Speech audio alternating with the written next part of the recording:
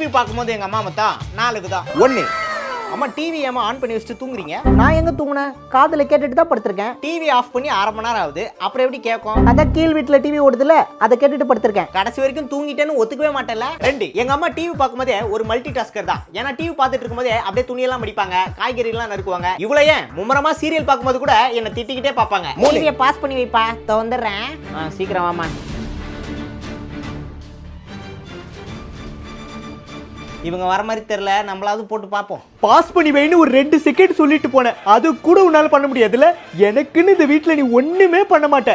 என்ன பேசாம ஏதாவது அனாதை ஆசிரமத்துல சேர்த்து விட்டுரு, இல்ல எங்கேயாவது நாடு கடத்து என்ன கூட்டு போயிடு. எனக்கு நீங்க ஒண்ணுமே இல்ல. நான் டிவி பாக்குறதுல எங்க அம்மா ஒரு டிஜிட்டல் மாம். ஏன்னா அவங்க பிரைம், நெட்ஃபிளிக்ஸ், ஹாட் ஸ்டார்னு இது மட்டும் தான் பாப்பாங்க. அரவிந்த் இத கூப்பிட்டாங்கல, சொல்ல மறந்துட்டேன். அவங்க பார்க்க மட்டும் தான் செய்வாங்க. குக்கு வித் கோமாளி அப்படின்னு ஹாட் ஸ்டார்ல நான் தான் போய் வச்சு கொடுக்கணும். அதே மாதிரி உங்க மாம் இந்த 4 விதத்துல யாரு அப்படின்னு சொல்லி கீழே கமெண்ட்ல சொல்லுங்க.